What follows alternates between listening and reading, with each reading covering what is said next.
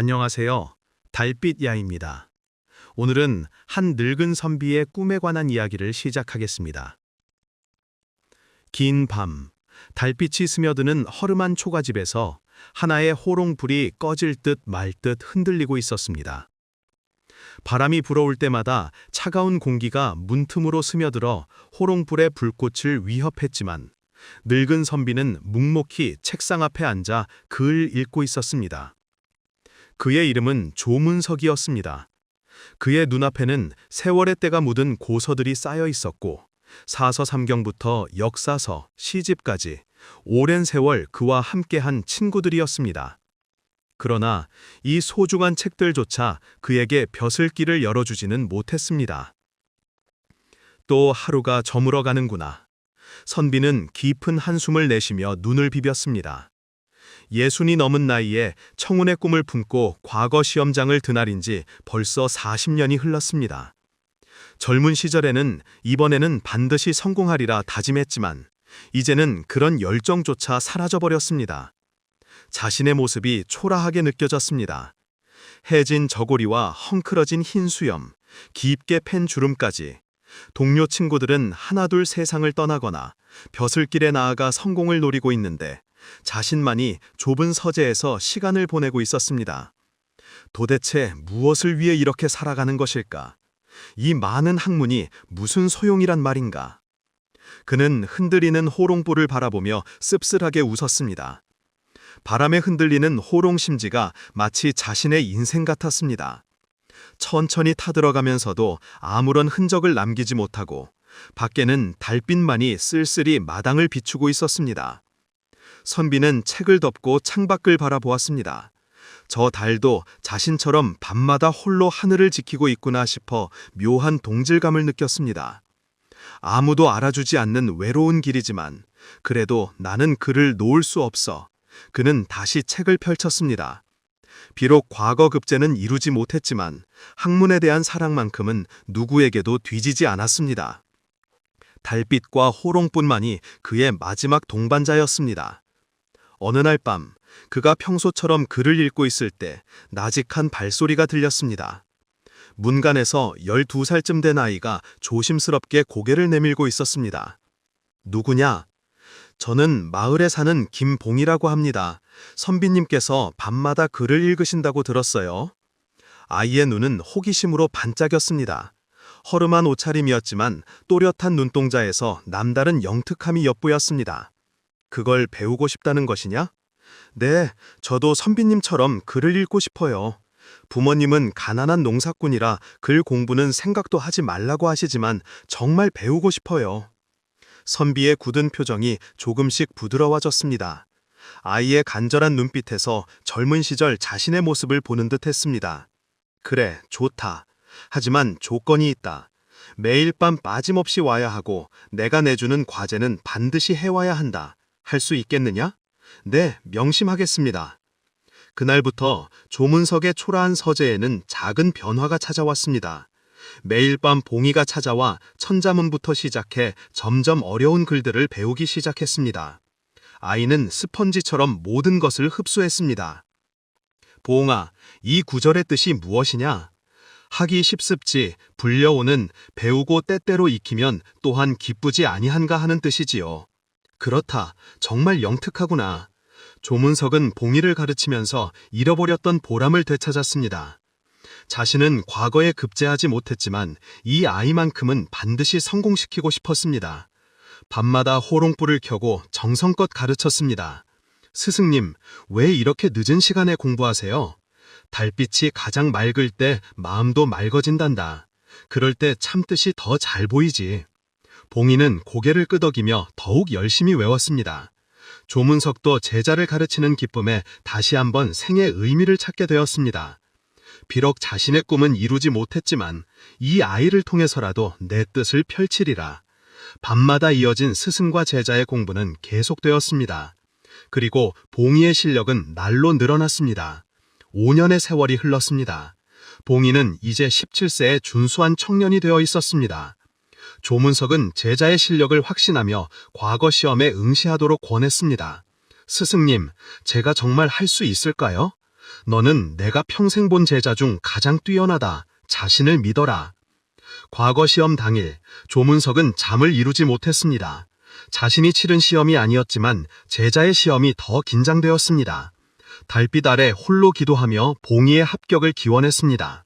며칠 후 발표가 있던 날, 마을 전체가 술렁였습니다. 봉이가 장원급제를 했습니다. 조선비가 가르친 제자가 장원급제를 했다는 소식이 전해지자 조선비는 그 순간 눈물을 쏟아냈습니다. 자신이 이루지 못한 꿈을 제자가 이뤄준 것이었습니다. 봉이는 급제 후 바로 임금님을 찾아가 이렇게 말했습니다. 소신이 이렇게 장원급제 갈 수 있었던 것은 오직 스승님의 은혜 덕분입니다. 스승님께서는 가난한 농가의 아이인 소신을 밤마다 5년간이나 정성껏 가르쳐 주셨습니다. 임금도 감동했습니다. 스승의 가르침이 얼마나 훌륭했기에 이런 인재를 길러냈는가. 그 선비에게도 상을 내리도록 하라. 봉이의 말에 조정 대신들도 모두 감탄했습니다. 가난한 시골 선비가 이토록 훌륭한 제자를 양성한 것입니다. 봉이가 말한 스승의 은혜는 하늘보다 높고 바다보다 깊다는 표현에서 모든 사람은 진정한 사제관계가 무엇인지 깨달았습니다.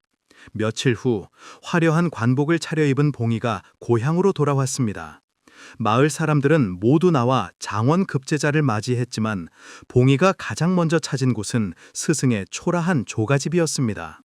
스승님, 봉이가 돌아왔습니다. 조선비는 대문을 나서다가 화려한 관복을 입은 봉이를 보고 깜짝 놀랐습니다. 그 어린 제자가 이제 관리가 되어 있었던 것입니다. 보아, 내가 정말 스승님, 이 모든 영광은 스승님 것입니다. 봉이는 스승 앞에서 무릎을 꿇고 깊이 절했습니다. 그 뒤에는 임금이 보낸 사신들이 황금과 비단 그리고 교지를 들고 있었습니다. 선비 조문석 전하께서 그대의 덕행을 높이 사시어 하사품과 더불어 벼슬을 내리신다 하오. 하지만 조선비는 정중히 사양했습니다. 과분한 은혜입니다. 이 늙은 몸은 이미 관직을 감당할 나이가 아닙니다. 다만 제자가 훌륭하게 성장한 것만으로도 충분합니다. 그동안 가난한 선비라고만 여겼던 조선비가 이토록 훌륭한 스승이었다는 것을 마을 사람들은 모두 느끼게 되었습니다. 조선비님, 그동안 몰라서 죄송했습니다. 선비님 같은 분이 우리 마을에 계셨다니 정말 영광입니다. 이제 조선비는 마을에서 가장 존경받는 어른이 되었습니다. 비록 벼슬은 하지 않았지만 그의 가르침이 한 사람의 인생을 바꾸고 나라의 훌륭한 인재를 키워낸 것이었습니다. 달빛 아래에 앉아있는 조선비의 얼굴에는 깊은 만족감이 스며 있었습니다. 이제야 알겠구나.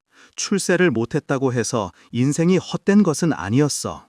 나는 봉이라는 훌륭한 제자를 세상에 내보냈고 그것이 바로 내 인생의 진정한 성과였던 것이지. 그날 밤에도 여전히 조선비의 서재를 비추고 있었습니다. 하지만 이제 그 달빛은 외로움이 아닌 보람과 자부심을 담고 있었습니다. 진정한 인생의 가치는 자신의 출세가 아니라 후학을 통해 남기는 흔적에 있음을 깨달은 것입니다. 마을의 다른 아이들도 하나둘 조선비를 찾아와 가르침을 청했고 그의 작은 서재는 이제 지역에서 훌륭한 서당이 되어 많은 인재를 키워내는 요람이 되었습니다. 깊은 산속 젊은 부부가 장수에 있는 처가를 방문하고 하양에 있는 집으로 돌아오는 길이었습니다. 고개가 험하고 산적이 자주 나타나 혼자서는 엄두도 내지 못해 무리를 지어 다니던 곳이었습니다. 해가 지기 전에 넘어가려고 서둘러 나왔지만 아이를 등에 업은 아내와 함께 산길을 걷다 보니 발걸음이 지체되어 어느새 땅거미가 가득했습니다. 멀리서 짐승들의 울음소리가 들리는 것 같았습니다. 아내는 바스락거리는 발걸음 소리에 깜짝 놀랐습니다. 그런데 짐승보다 더 두려운 것이 있었습니다. 그 근처에 험악한 산적들이 때를 지어 백주 대낮에도 자주 출몰한다는 소문이었습니다. 그런 사실을 잘 알고 있던 그들은 발걸음을 재촉했습니다. 여보, 조금만 더 힘을 내세요. 저 등성이만 넘으면 마을이 보일 거예요. 남편은 아기를 업고 숨을 헐떡이며 걷고 있는 아내의 모습이 안쓰러웠습니다. 그들은 결혼한 지 3년이 되었습니다. 가난한 집에 시집온 아내는 알뜰하게 살림을 꾸렸고 남편은 부지런히 일하며 가족을 먹여 살렸습니다. 남편은 처음 아내를 보았을 때 세상을 다 얻는 느낌이었습니다. 다소곳이 앉아있는 여인의 모습이 하늘에서 내려온 선녀 같았습니다. 결혼하고 나니 마음 또한 비단결처럼 아름다웠습니다. 이번 처가 방문은 첫남이 혼사를 치른다는 소식을 듣고 길을 나선 것이었습니다. 결혼 후 한 번도 아내를 보지 못해 늘 미안한 마음이었는데 이번에 이렇게 겸사겸사 다녀온 것이었다. 친정집에서 아내가 그렇게 좋아하는 모습을 보고 남편은 생각했다. 이렇게 좋아하는데 해마다 한 번씩은 다녀와야겠구나. 그런 생각을 하며 처갓집 식구들과 아쉬운 작별을 하고 아침 일찍 집을 나섰다. 남편과 아내는 부지런히 발걸음을 옮겼고 온통 신경이 곤두서며 등에 식은땀이 흘러내렸다. 그때였다. 거기 꼼짝 말고 섞어라. 소리가 나는 쪽을 돌아보니 험상궂은 산적들이 두 면 걸어오고 있었다. 수염이 덥수룩한 한 산적은 날이 선 칼을, 다른 산적은 큼직한 몽둥이를 들고 있었다. 아이고, 이 어두운 저녁에 겁도 없이 여길 넘어가려고 하냐. 그래, 좋아. 통행세는 내야지. 산적들은 남편의 주머니와 바지를 뒤졌다. 무야, 달랑 엽전 면이뿐이네. 당신도 꺼내봐. 산적들이 아이를 업은 아내에게 말했다. 아내는 벌벌 떨며 말했다. 전 아무것도 없어요. 보내주세요. 아이 내려놓고 옷이라도 풀어봐. 산적들은 저항하는 아내를 다그쳤다. 그때 가리고 있던 아내의 장옷이 벗겨지며 얼굴이 드러났다. 이런 보기 드문 미인이네. 수염이 덥수룩한 산적이 아내의 얼굴을 보더니 소리쳤다. 너 여자한테 정신이 팔렸다 생각하는 거 아냐? 몽둥이를 든 사내가 끼어들었다. 저 여자 예사 얼굴이 아니야. 두목한테 데려가면 좋아하겠어. 그러더니 수염난 사내가 두 사람을 쳐다보며 말했다. 통행세는 안 받을 테니 대신 이 여자를 데려가겠다. 뭐라고요? 그건 안 됩니다. 절대로. 젊은 부부는 서로를 꼭 껴안고 울부짖었다. 사랑이 밥 먹여주냐? 보아라. 먹고 살기도 힘든 것 같은데 우릴 따라가면 호강하고 살 수 있어. 두목이 여자가 필요한데 당신한테 잘해줄 거야. 보내주세요. 아내는 손을 싹싹 비비며 울며 사정했다. 아니면 통행세를 내던가. 아무리 그래봤자 소용없어. 산적은 남편의 목에 칼을 겨누었다. 아기도 무서운지 울기 시작했다. 당신이 순순히 같이 가면 남편과 아이는 살려주지. 끝까지 반항해봤자 당신은 억지로 끌려가게 되고 남편과 아이는 이 세상에 없겠지. 여자는 남편과 등에 업은 아기를 번갈아 돌아보더니 마침내 결심한 듯 말했다. 따라가겠어요. 안 돼요. 그렇게 할 순 없어. 남편의 말에 산적은 희죽희죽 웃으며 말했다. 그래, 생각 잘했어. 당신보다 마누라가 더 똑똑하군. 그러더니 산적들은 아내를 데리고 산속으로 사라졌다. 남편은 아이를 안고 울부짖으면서 뒤쫓아갔다. 여보, 여보. 그러나 험한 산길에서 아기를 안고 발빠른 산적을 쫓는 것은 불가능했다. 우는 아기를 안고 이리저리 헤매다 남편은 바닥에 쓰러져 통곡했다. 날이 밝자 남편은 산길을 따라 내려갈 수밖에 없었다. 아내를 찾기 전에는 집에 돌아갈 수 없어. 아내를 꼭 찾아낼 거야. 그렇게 결심하고 산길을 내려갔다. 그리고는 광산에서 일하면서 홀로 사는 노파의 집에 아이를 맡겼다. 틈나는 대로 아내의 행방을 수소문했다. 한편 산적 소굴로 끌려간 아내는 두목에게 끌려갔다. 당신은 이제부터 내 마누라야.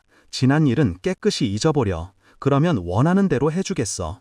두목은 여자의 모습에 흡족한 듯 번쩍이는 보석을 꺼내 앞에 내밀었다. 여기서 도망칠 생각은 아예 하지 않는 게 좋을 거야. 이건 전에 같이 살던 여자가 지녔던 거야. 도망치려다가 지금은 없지만 말이야. 그렇게 산적 두목은 아내를 자기 여자로 삼았습니다. 산적들이 도적질하려고 산채를 떠날 때면 여자 곁에 보초를 세워 일거수일투족을 감시했습니다. 아내의 유일한 친구는 부두목과 함께 사는 절만 장계라는 여인뿐이었습니다. 여인은 아내보다 한 살이 더 어렸습니다. 여긴 어떻게 온 거예요? 아내의 물음에 여인은 슬픈 얼굴로 말했다. 저는 작년까지 장기에서 살고 있었어요. 어느 날 동네 개천에서 빨래를 하고 집으로 돌아가는데 갑자기 한 남자가 말을 타고 지나가다가 저를 말에 태워 여기로 데려온 겁니다. 지금까지 부모님 얼굴도 보지 못하고 이렇게 꼼짝없이 살고 있지요. 걱정하실 부모님을 생각하면 가슴이 미어진답니다. 그 여인은 멍하니 하늘만 바라보았다. 두 눈에는 소리 없이 눈물이 흐르고 있었다. 어쩌면 이래도 두 여인의 운명이 기구할까. 그들은 자매처럼 서로 의지하며 도와주었다. 여기서 나가려면 굳게 마음 먹어야 해요. 먼저 두목에게 신임을 얻도록 하고 감시를 피해 도망쳐요. 여자들은 때를 봐서 이곳을 빠져나가기로 하고 기회를 노리고 있었다. 그렇게 어느덧 1년이 지나갔다. 이제 산적들의 감시도 어느 정도 느슨해질 무렵이었다. 대단한 일거리가 생겼다. 출장 준비를 해라. 두목의 명령에 따라 산적들이 모두 무기와 도구를 챙겨 말에 오르더니 소굴을 떠난 것이었다. 멀리 가나 보네요. 오늘 안으로는 돌아오지 못한대요. 두 여자는 약속이나 한 듯이 눈빛을 교환했다. 그리고는 감시를 하려고 남아있던 산적에게 슬며시 다가갔다. 여봐요, 출출할 텐데 목이라도 축이세요. 그러더니 막걸리 한 사발을 내밀었다. 근무 중이라 안 돼요. 아, 막걸리 한 사발인데 뭘 그러슈? 자, 쭉 들이키시오. 고기도 구워놨으니 마음껏 드시고. 여인들은 산적들이 잡아서 보관해 놓은 멧돼지 고기를 구워서 산적에게 내놓았다. 산적은 출출하던 차에 잠깐 망설이다가 단숨에 막걸리를 들이켰다. 한 잔 맛을 본 산적은 아쉬운 마음에 앞에 놓여있던 막걸리를 보자 참을 수가 없었다. 한 잔 더 주시오. 그러더니 자리를 잡고 건화하게 들이키기 시작했다. 처음에는 두목과 부두목의 여자라 조심하더니 술잔을 거듭하자 양쪽에 끼고 앉아 여흥을 즐기기 시작했다. 얼마 후 곤드레만드레 술에 취한 산적의 뒤통수에 몽둥이가 날아들었고 산적은 그대로 정신을 잃고 말았다. 두 여인은 두목의 방에 들어가 감춰진 보석들을 골라 보자기에 싸서 허리춤에 단단히 묶었다. 이것들을 내다 팔면 사는 데는 지장 없겠어요. 맞아요. 들고 갈 수 있을 만큼 챙깁시다. 산적들은 그동안 얼마나 많은 남의 것을 훔쳐왔는지 제법 비싼 물건들이 쌓여 있었다. 그들은 떠날 준비를 마치고는 산채에 불을 질렀다. 불길이 타오르자 장계댁과 아내는 그 소굴에서 나와 장계 방향으로 부지런히 내려갔다. 어떤 마을에 이르자 여인들은 서로 헤어져 제갈길로 떠났다. 남편과 아이를 수소문하던 아내는 마침내 아이를 키우며 흑연 광산에서 일하는 남편을 다시 만났다. 여보, 이게 꿈이요, 생시요. 두 사람은 서로 부둥켜 안고 하염없이 기쁨의 눈물을 흘렸다. 감정을 추스르고 나자 아내가 말했다. 전 당신과 살 자격이 없는 여자예요. 그게 무슨 소리요? 그때 당신의 결정이 아니었다면 우린 이미 이 세상 사람이 아닐 거요. 지난 일은 모두 잊어버립시다. 젊은 부부는 아이와 함께 그동안 떠나 있던 함양당 고향집으로 돌아갔다. 그리고 아내가 가져온 값비싼 물건들로 많은 전답을 샀다. 그들은 1년 동안 세월을 보상이라도 하듯이 서로를 사랑하며 열심히 살아갔다. 하지만 부부는 장수 땅에 있는 처가를 2번 다시 방문하지 못했다. 다시는 고개를 넘을 엄두가 나지 않았기 때문이다. 달빛이 환하게 비추고 있었다. 성악은 밤잠을 이루지 못하고 뒤척이고 있었다. 아침 일찍 과거를 보러 길을 떠나야 한다. 아버지는 노름을 전전하며 건달짓을 일삼았고 입에 풀칠이라도 하기 위해 삭바느질에다 남의 집 친모에 이르기까지 고생을 하며 어머니는 온갖 굳은 일을 해왔다. 어머니가 참다 못해 한마디라도 하면 설마 산입에 거미줄 치겠어. 기다려봐. 내가 한탁에서 후강시켜줄게. 당장 굶어 죽는 것도 아닌데 잔소리 그만하라고 소리쳤다. 착하고 순한 어머니의 눈에는 눈물이 마를 날이 없었다. 너는 다른 데 신경 쓰지 말고 글을 열심히 해서 과거에 꼭 합격해야 한다. 이 어미의 소원이란다. 청학은 글 공부 뒷바라지를 해준 어머니에게 반드시 과거에 급제해서 어머니를 호강시켜 드리겠다고 다짐했었다. 아버지는 성학이 어려서부터 아침 일찍 나가서 밤 늦게 고주가 돼서 돌아오거나 노름을 벌이는 날엔 아예 집에 들어오지도 않았다. 돈이나 벌국을 하지 먹지 못하게 무슨 글공부야. 그만하세요. 술에 추위가 들어오는 날이면 어머니에게 못할 소리를 하거나 성학에게도 소리를 지르기 일쑤였다. 성학은 아버지에게 아무런 정이 없었다. 자라오면서 받은 상처가 컸기 때문이다. 날이 밝아 성학은 과거 시험을 보려고 길을 떠났다. 어머니, 다녀오겠습니다. 그래, 잘 다녀오거라. 어머니는 떠나는 아들을 동구 밖까지 따라 나와 눈에 보이지 않을 때까지 바라보았다. 붓짐에 넣어준 주먹밥이 묵직해서 열어보니 한 푼 두 푼 모아둔 엽전이었다.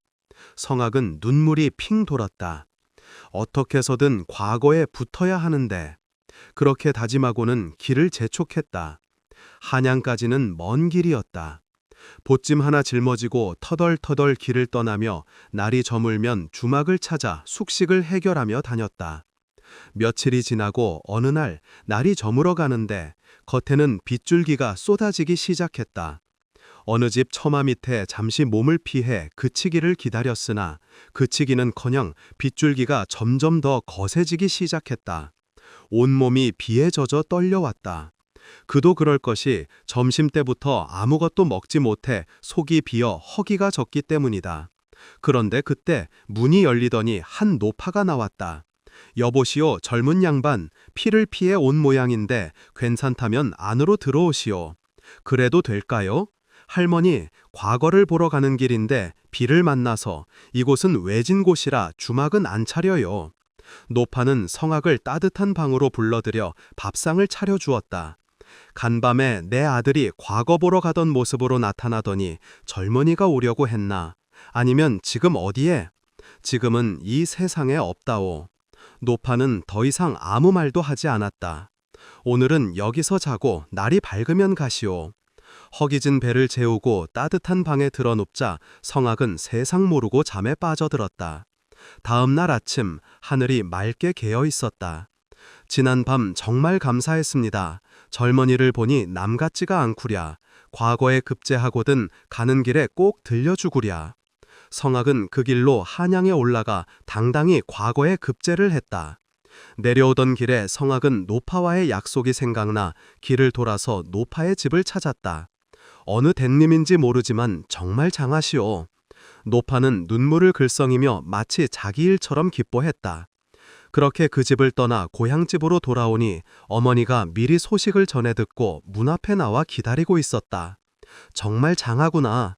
그런데 곧장 오지 않고 어디를 다녀오느냐? 성학이 그동안의 자초지종을 말하자 어머니의 얼굴빛이 변하더니 정확한 위치와 노파의 생김새, 주변까지 자세히 물어보는 게 아닌가. 왜 그러시죠? 아시는 분인가요? 어머니는 믿을 수 없다는 표정으로 잠시 마음을 진정하고 말을 시작했다. 내가 크면 말해주려고 하다가 과거 공부에 지장을 줄까봐 지금까지 미뤄왔단다. 넌 배성학이 아니라 박성학이다. 그리고 친아버지가 사고로 갑자기 세상을 떠난 일, 임신 중에 보쌈을 당해 지금의 아버지와 살게 된 일, 다녀온 집이 성학의 본가이고 노파가 친할머니라는 사실을 알려주었다. 어떻게 이런 일이 있을 수 있죠? 피는 속일 수 없는가 보구나. 지금까지 속이고 산 나를 용서해다오. 그때 성학이 과거에 급제했다는 소리를 듣고 술이 얼큰한 채 아버지가 들어왔다. 잘했다. 이제 우리도 잘 살게 됐다. 성학의 어머니는 그런 아버지를 바라보며 이렇게 말했다. 연어는 태어난 곳으로 되돌아갑니다. 그리고는 성학에게 그동안 숨겨왔던 출생 비밀을 힘주어 밝혔다. 아버지는 아무 말도 하지 못하고 고개를 떨구었다. 대성학이 박성학은 그렇게 운명처럼 자신의 뿌리를 찾았다. 쏟아진 빗줄기와 비를 피해 찾아간 집, 모든 것이 우연이라 하기엔 너무도 필연 같았다. 성학은 본가로 돌아가 혼인도 하고 아버지의 대를 이었다. 어머니는 가끔 찾아오는 아들을 기다리며 그대로 머물러 살았다. 성학은 별을 길에 올려 집안을 일으키고 아내와 아이들과 함께 행복하게 살아갔다. 그래서 어릴 적 이름은 오래 살라는 뜻으로 장수라고 불렸다. 그러나 버릇없이 제멋대로 자란 귀남은 글 공부는 물론 종일 아무것도 하지 않고 빈둥거리며 노는 게 전부였다. 하루는 우연히 길을 가는데 사도의 행차를 알리는 길잡이의 소리가 들렸다. 사람들이 길을 피해 옆으로 비켜서자 사도는 위세 좋게 가마를 타고 지나갔다. 귀남은 행차의 뒤를 따라 관하로 들어가 보았다. 사도가 높은 대청 위에 자리를 잡고 앉아 사람들을 호령하며 일을 처리하는 모습이 여간 부럽지가 않았다. 귀남은 온종일 구경을 하다가 집으로 돌아오고는 매일같이 사도 흉내를 내느라 바깥 출입을 거의 하지 않았다. 그는 만나는 사람마다 어떻게 해야 별을 얻을 수 있나요? 하고 묻곤 했다. 어느 한 짓궂은 사람이 별을 얻는 건 어렵지 않아. 한양으로 가서 임금님을 만나 뵙고 부탁만 하면 되는 거지 하고 놀려주었다. 그러자 어리석은 귀남은 그 말을 믿고 결심했다. 그래, 한양으로 떠나는 거야. 기회를 노리고 있던 귀남은 아버지의 돈을 몇 년 훔쳐서 한양을 향해 달아났다. 하지만 배를 타려고 포구에 도착했을 때는 이미 도난당한 몸이 되고 말았다. 면을 가지고 한양에 간다는 것부터가 말도 안 되는 소리였다. 마침 마포나루로 가는 관선이 하나 있었는데 심부름할 사람을 찾고 있었다. 그는 덮어놓고 일을 하겠다며 배를 타고는 만나는 사람에게 빠짐없이 물어보는 것이었다. 임금님께 서신을 부탁하러 가는데 한양이 언제 도착합니까? 배에 있던 사람들은 그를 정신 나간 멍청이라며 놀려댔다. 그러나 오직 한 노인이 그를 유심히 바라보더니 관심과 동정을 보이며 애써 보살펴 주려 했다. 배는 물건을 실으려고 성창포에 정박하고 있었다. 그날 밤에 마포나루로 떠날 예정이었다. 안귀남이 배에서 내려 해안가 바위에 들어놓고 있을 때 노인이 다가왔다. 조용히 부탁할 말이 있는데 들어주겠나? 무슨 말씀이신데요? 살갑게 대하던 영감이 하는 말이어서 안귀남은 관심을 보였다. 내 아들 장택수와 너는 내가 봐도 분간 못할 정도로 얼굴이 닮았구나. 그래요? 내 아들이 이번에 관리 시험에 합격해서 통진 현감이 됐단 말이다. 영감은 말하기를 망설였다. 귀남이 말귀를 못 알아들으면 그것도 걱정이었기 때문이다. 그런데 내 아들이 간밤에 병이 들어 미처 손도 못 쓰고 죽었단 말이야. 영감이 머뭇거렸다. 안귀남은 영감의 의도를 짐작했는지 영감 앞으로 바싹 다가갔다. 나는 이제 고향으로 돌아갈 수도 없는 아주 난감한 처지가 되었다. 아, 참 안 됐군요. 그래서 너한테 긴히 말하는 거다. 네가 내 아들의 옷을 입고 아들 행세를 하란 말이다. 관에서 맞는 공급을 반반씩 나눴으면 서로 좋지 않겠니? 서로 좋은 일이라면 못할 거야. 없죠. 그래, 그렇게만 해준다면 둘 다 좋은 일이지.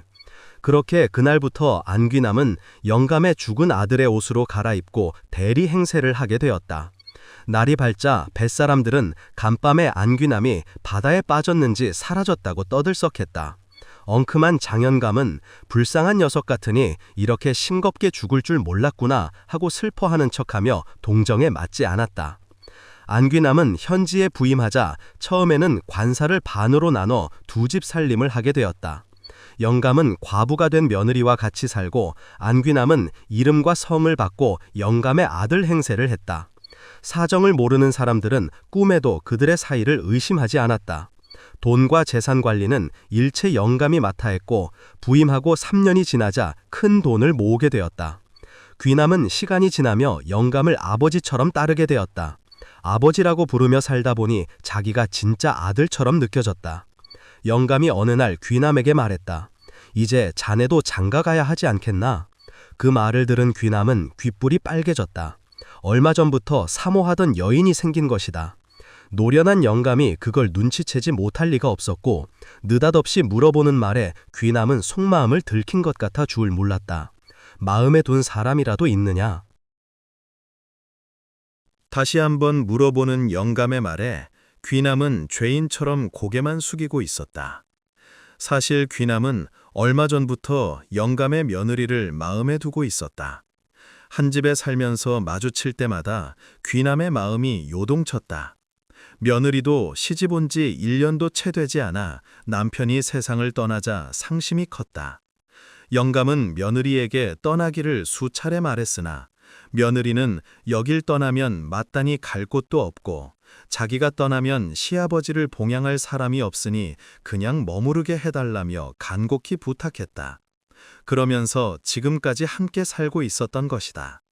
그러던 차에 귀남과 며느리가 한 집에 살게 되었고 차츰 서로에게 관심이 생기기 시작했다. 영감은 그들의 생각을 꿰뚫고 있는 듯했다. 내가 죽기 전에 자식들을 맺어줘야겠구나. 죽은 아들도 내 뜻을 이해하겠지. 영감은 쇠불도 당림에 뺀다는 듯 귀남과 며느리를 불러들여 속마음을 물었다.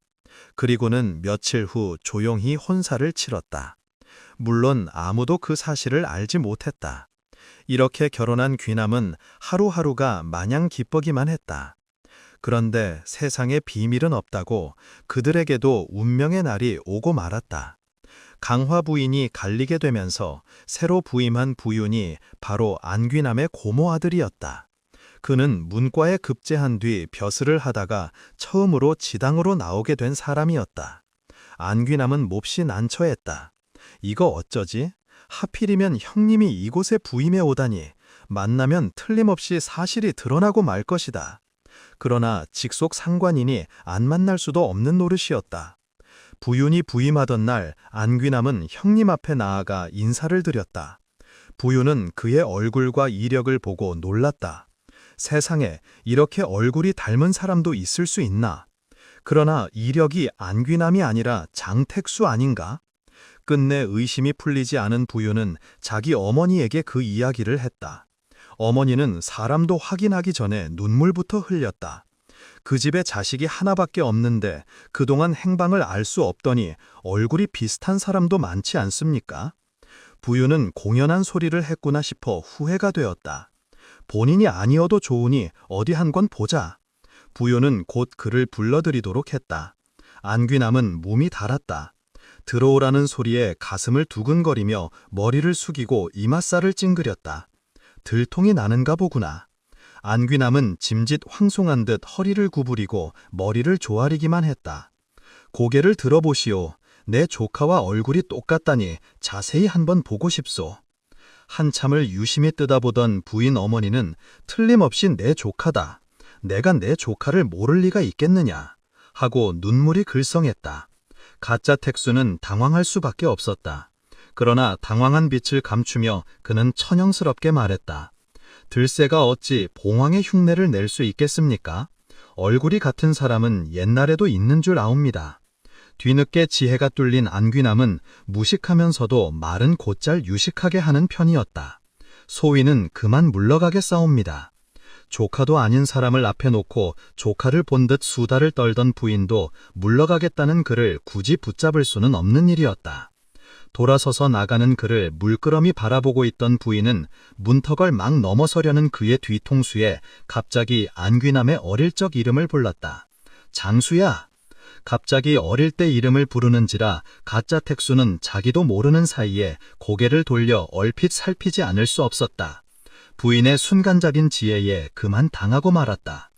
부인은 이번엔 얼굴에 붉은 기가 돌며 야무진 목소리로 일렀다. 너는 내 조카 안귀남이 틀림없다. 어떻게 부모를 배반하고 친척을 속여가며 벼슬만을 그렇게도 소중히 여긴단 말이냐. 황공하오나 저는 분명 대부인의 조카가 아니옵니다. 그는 여전히 배짱으로 나갔다. 무슨 걱절이 있는지는 모르겠다만 너는 내 조카임에 틀림없다. 그렇지 않다면 내가 장수하고 내 어릴 적 이름을 불렸을 때 뒤를 돌아볼 턱이 없지 않느냐. 그는 할 말이 없었다. 네가 끝내 억지를 쓴다면 사초형을 시켜 법으로서 너를 다스리게 할 테다. 이제는 꼼짝없이 걸리고 말았다. 한참을 머리만 숙이고 있던 안귀남은 마침내 사실대로 말하는 수밖에 없었다. 내막을 알게 된 부유는 더욱 놀랐다. 이 일이 상부에 알려지는 날이면 목숨이 위태로울 수 있다. 하루빨리 벼슬을 그만두어라. 알겠습니다. 형님 분부대로 하겠습니다. 일이 끝나는 대로 인사이동을 할 터이니 병이 난 것처럼 복병을 올리도록 하고 고향으로 돌아가 있거라. 이번엔 진짜 안귀남의 이름으로 내게 적당한 벼슬자리를 하나 마련해 주겠다. 안귀남은 불행이 있을 때마다 행운이 뒤따르는 특이한 자였다. 그는 고향으로 돌아가 부모를 다시 만나 뵈었고 그동안의 모든 사정을 낱낱이 털어놓았다. 귀남의 말을 들은 부모는 며느리를 반갑게 맞아들였고 장영감을 금방 불러들여 잘 섬기게 했다. 그렇게 본래의 삶을 살게 된 귀남은 마음 편하게 고향에 와서 살게 되었고 얼마 후에 사촌인 부윤 덕분에 순풍에 돛단됐 출세의 길을 달리게 되었다. 천석군은커녕 가난한 신세, 옛날에 성황당에 빌고 신주단지를 집안에 놓고 소원을 빌던 순박하고 어리석던 시절 이야기다. 근심을 없애고 돈을 많이 벌려는 욕심으로 미신에 의지하며 귀신을 섬기는 예가 많았다. 아, 요즘은 인심이 각박해서 이 집도 못 해먹겠구나. 예전이 좋았지. 겉만져면 산에 진미 차려놓고 싹싹 빌었는데 요즘 것들은 약이 빠져서 사람들의 약한 마음을 흔들어 놓고 그 집에 정착해서 섬김을 받으며 붙어 사는 귀신이 한숨을 쉬며 푸념을 했다. 이고 이령이는 못된 며느리가 서양 귀신을 믿는 바람에 내가 붙어 있을 곳이 없고 배참지는 노름마다가 쫄딱 망하더니 내 핑계를 대고는 나를 쫓아내지 않았나. 그렇지. 그래, 박영감을 찾아가야겠다. 마음이 좋고 사는 것도 그런대로 넉넉하니 나 하나쯤 섬기는 어려울 게 없단 말이야. 귀신은 약삭빠르게 머리를 굴리고는 다음에 정착할 곳을 물색했다. 그리고는 점 찍어 놓은 박영감 집을 점잖고 의젓한 모습으로 찾아갔다. 귀신은 패랭이를 쓰고 사람의 모습으로 나타나 문 앞에서 장대처럼 서 있었다. 오너라! 대문 앞에서 큰 소리로 부르니 여종이 나오며 기골이 장대한 사람을 보고는 흠칫 놀라며 한 걸음 물러섰다. 누구신지요? 마님 계슈냐 드릴 말씀이 있다고 하거라. 여종이 들어가더니 잠시 후 마님이 나왔다. 부자가 될 방법을 알려드리겠소이다. 부자가 될 방법이요? 그런 방법이 있답니까? 사실 난 재물을 가져다주는 신이요. 날 집안에 들여 섬기면 10년 안에 천석군을 만들어 주겠소. 그러자 마님은 안으로 들어가더니 한참 만에 다시 나왔다. 우리 집 영감이 그런 식으로 부자가 되기는 싫다고 합니다. 허허, 뭐요? 아니 그래, 부자가 되고 싶지 않다니 무슨 소리요? 이해가 가지 않는다는 귀신의 말에도 불구하고 마님의 태도는 단호했다. 우리가 싫다는데 당신이 신경 쓸 필요 없지소. 우리 영감이 본래 불로소득은 바라지 않는 성격이요. 귀신은 할 수 없이 박영감 집에서 물러나와야 했다. 그 영감 고집도 세군. 귀신은 얼마 전 홀로 아들 며느리와 사는 심신애를 찾아가 문을 두드렸다. 어떻게 오셨는지요? 젊은 여자가 문을 열더니 뭔가 수상하다는 듯이 아래 위로 훑어보는 게 아닌가. 주인 마님 되신지요? 드릴 말씀이 있어서 찾아왔소이다. 잠시 후 부인이 문 앞에 나오자 귀신은 권위 있게 보이려고 목소리를 깔고 말했다. 주인 영감 부탁으로 찾아왔소이다. 난 재물을 가져다주는 신이요. 날 집안에 모시고 지성을 들이면 10년 안에 큰 부자가 되게 해주겠소.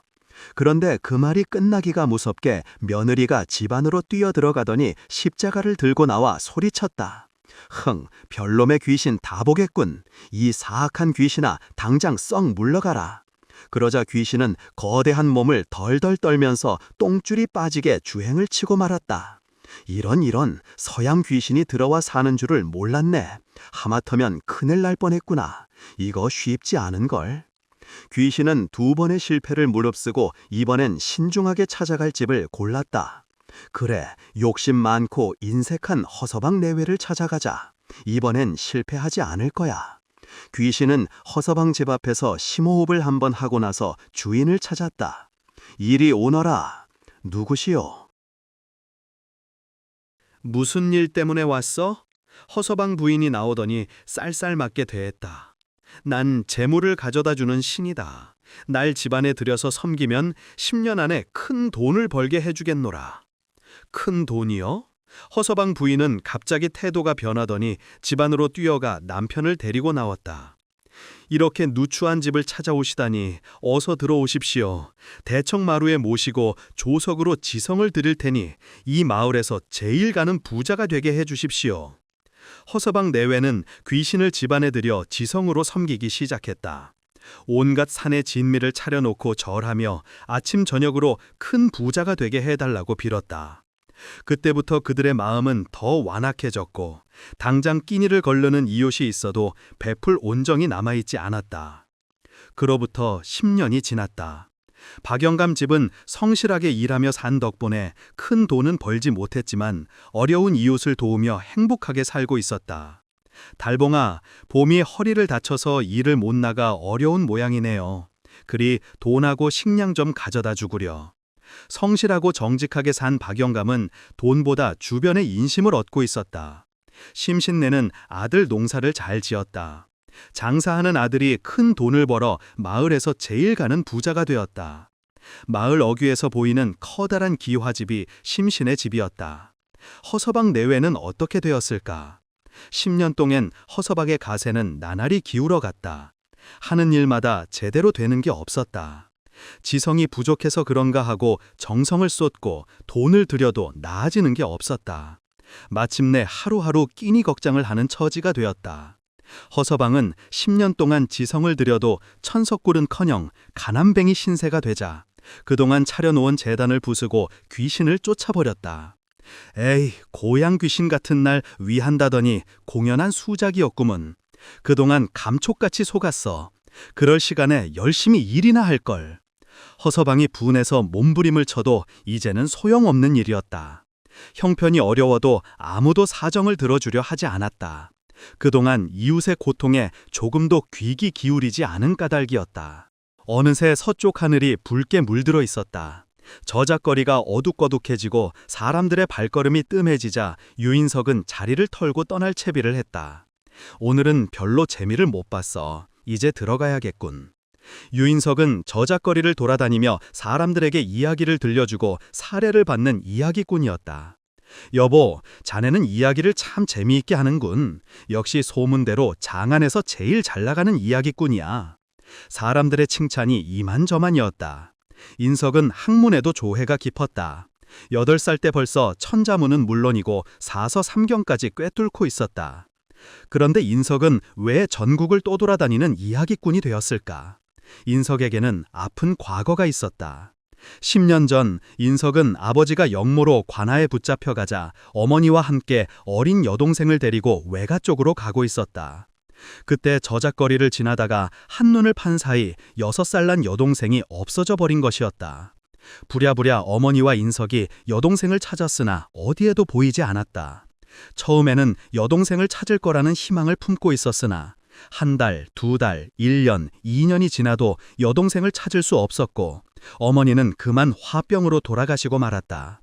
그 사이 결백하다는 사실이 밝혀져 아버지도 감옥에서 풀려났지만 아버지 또한 딸을 잃어버렸다는 사실에 시름시름 앓더니 어머니의 뒤를 따라가고 말았다. 이러고 보니 인석은 만사 제쳐놓고 여동생 찾기에 매달렸다. 그날도 저작거리를 돌아다니다가 느지막한 시간에 주막에 들렀다. 주모, 여기 국밥 하나 말아주고 막걸리도 한 잔 주시오. 그 소리에 주모가 쟁반을 들고 다가왔다. 아이고, 누군가 했네. 이두령인가 하는 사람이 춘향이를 찾아오는 대목까지는 들었는데 내일 더 들어보시. 국밥 하느라 자리나 비울 수 없다요. 묵방수, 그럼요. 잠자리 봐둘게. 퍼뜩 드시오. 자고 간다는 말에 주모는 구수한 사투리를 써가며 반겼다. 배를 든든히 채우고 막걸리까지 마시고 나니 인석은 온종일 떠들어댄 피로가 몰려와 노곤해지고 잠이 쏟아졌다. 주막 뒤치에 딸린 작은 방에 들어가 인석은 잠을 청했다. 막 잠이 들 무렵 어디선가 흐느끼는 소리가 들려오자 인석은 머리칼이 곤두섰다. 이게 무슨 소리지? 처음엔 무서워서 오금이 절했지만 가만히 듣다 보니 여자에게서 흐느끼는 소리였다. 인석은 조심스럽게 문을 열고 소리나는 곳으로 다가갔다. 가까이 가보니 에덴 처녀가 부엌에서 웅크리고 앉아 울고 있었다. 누구냐, 이 밤중에? 처녀는 그 소리에 놀라 얼굴을 들었다. 죄송합니다, 손님, 용서해 주세요. 누덕누덕 기운 옷차림에 꽤 초라한 모습이었지만 눈빛만은 어스름한 달빛에 초롱초롱 빛나고 있었다. 인석은 구슬피 오는 걸 보니 필시 무슨 사정이 있는 것 같아 그 이유를 물었다. 저는 부엌에서 허드렛 일을 하며 밥을 얻어먹는 사월이라는 떠돌이입니다. 여기저기 떠돌다가 3년 전부터 이 집에 얹혀 살고 있는데 제 신세가 너무 서러워 저도 모르게 울고 있었습니다. 죄송합니다. 한 번만 용서해 주십시오. 날도 쌀쌀한데 여기서 밤을 새울 셈이냐. 우선 몸도 녹일 겸 내 방으로 들어오너라. 말씀은 감사하지만 손님 방에 들어가면 안 됩니다. 저를 생각해 주신다면 여기서 자게 놔두십시오. 인석은 오죽이나 주인이 두려웠으면 그럴까 싶어 안타까운 생각이 들었다. 그건 걱정하지 말아라. 내가 너를 진심으로 도와주고 싶구나. 그 말을 들은 처녀는 주춤거리다가 인석의 손에 이끌려 방으로 따라 들어왔다. 불빛 아래에서 보니 눈매가 총명해 보이고 얼굴도 나무랄 데 없는 미인이었다. 이거 받아라. 여기 있지 말고 이걸 미천으로 장사라도 해보라. 그리고 오늘 밤은 여기에서 자고 내일 새벽에 떠나거라. 인석은 처녀의 딱한 처지를 듣고는 시전에서 한 푼 두 푼 모은 돈을 몽땅 털어주었다. 날이 이걸 왜 저한테 주시는 겁니까? 처녀는 얼굴을 붉히며 놀란 토끼처럼 눈을 크게 떴다. 나보다는 너에게 더 필요할 것 같아 주는 거야. 무슨 사정이 있는지 모르지만 부디 잘 살아라. 그날 밤 인석과 사월리는 아랫목과 윗목에서 하룻밤을 보냈다. 인석은 사월리를 보며 잃어버린 여동생 미양이를 생각했다. 여동생도 살아있다면 얼마나 좋을까. 아마 저 또래는 되지 않았을까. 다음 날 아침 인석이 일어났을 때는 이미 처녀가 주막을 빠져나간 뒤였다. 주인 여자는 사월리가 노발대발했다. 집도 없는 떠돌이를 품어주었더니 말도 없이 떠나버리니 못된 것 같으니라고. 잡히기만 해봐라. 거지들과 돌아다니는 걸 데려와 사람만 드러났더니 은혜를 원수로 갚아. 주인 여자는 고래고래 소리를 질렀다. 떠돌이라는 말에 인석은 눈이 번쩍 뜨였다. 떠돌이라고요? 그 아이에 대해서 자세히 말 좀 해주시오. 아니, 글쎄, 그의 말로는 어머니와 오빠와 어디를 가다가 혼자서 낯선 곳으로 갔다고 하더군. 그리고 영영 이별했다지. 갈 데가 없어 거지들과 몰려다니는 걸 보고 하도 딱해 보여서 3년 전에 내가 데려왔다오. 이제껏 먹이고 재우고 했는데 도망가니 못된 것 같으니라고. 그 말을 들은 인석은 갑자기 정신이 번쩍 나는 것 같았다. 그렇다면 혹시 미양이가... 미친 듯이 주막을 나온 인석은 저작거리를 찾아갔다. 온종일 여기저기를 헤매고 다녔지만 그 처녀는 어디에도 보이지 않았다. 그래, 내 동생 미양이야. 미양이라고. 내가 그토록 찾아다니던 미양이라고. 이 미련한 인간은 동생을 보고도 알아보지 못하다니. 인석은 동생을 보고도 알아보지 못한 자신을 자책하며 발걸음을 옮겼다. 그로부터 5년이란 세월이 흘렀다. 인석은 여전히 저작거리를 돌아다니며 구경꾼이 던져주는 돈으로 생활하는 이야기꾼으로 살고 있었다. 벼슬을 해서 백성을 위해 일하겠다는 꿈이 있었지만 미양이를 이대로 포기할 수는 없었다. 그 사이 결혼도 하고 가정을 이루어 처자식 건사도 해야 했다. 전기수로 이름이 알려지면서 여기저기서 찾기 시작하자 형편도 나아졌다. 하지만 그의 마음속에는 어릴 때 잃어버렸던 미양이의 얼굴이 자꾸 떠올랐다. 그래, 미양아, 너를 꼭 찾을 거야. 조금만 기다려라. 어느 날 인석은 마포나루를 통해 한양 도성으로 들어가기 위해 나룻배를 기다리던 중이었다. 그때 귀부인처럼 차려입은 어떤 여인이 인석이 주변을 서성거리며 자꾸 힐끔힐끔 쳐다보는 것이었다. 인석은 신경이 쓰여 딴청을 부리고 있다가 어느 순간 눈이 마주치자 여인이 입을 열었다. 저 혹시 저를 기억하시겠는지요? 여인이 조용히 물었다. 그런데 누신지요? 아주 오래전 저작거리 주막에서 뵌 적이 있었지요. 그제야 인석은 까맣게 잊고 있던 그날의 기억이 떠올랐다. 그러면 부인이 바로 그때? 그렇습니다. 그때 주신 돈으로 이곳에서 장사를 시작했지요. 처녀 몸으로 어려움이 많았지만 지금의 남편을 만나 고깃집을 차려 큰 성공을 하게 되었습니다. 다 어르신 덕분입니다. 인석은 꿈에도 그리던 일이 눈앞에 펼쳐진 것을 보고 너무 기뻐 가슴이 뛰었다. 미양아, 내가 오라버니란다. 미양이는 오라버니란 말에 깜짝 놀라 말없이 쳐다보았다. 오라버니라뇨? 무슨 말씀이신지요? 인석의 말을 듣고 난 미양은 어렴풋한 기억을 살려 인석이 오라버니라는 사실을 알아냈다. 제가 어머니와 오라버니 곁을 떠나 소리나는 쪽으로 뛰어갔다가 그만 길을 잃고 말았어요. 미양은 그동안 하지 못한 이야기를 한참 하고 있다가 오라버니 집으로 가요. 그러더니 인석을 이끌고 고깃집으로 데려갔다. 손님들로 발 디딜 틈이 없을 정도로 성업 중인 그곳에 이르자 남편인 듯한 남자가 나왔다. 제가 평소에 말하던 바로 그 어른이 잃어버린 오라버니였어요. 미양의 말에 남편은 어리둥절하더니 이내 반가운 마음에 손을 꽉 잡았다. 그리고는 인석에게 진심으로 감사를 표했다. 집사람이 가족을 애타게 찾았는데 이렇게 형님을 찾게 되다니 꿈만 같습니다. 저희가 이렇게 잘 된 건 모두 형님 덕분입니다. 이제 제가 형님을 도와드리겠습니다.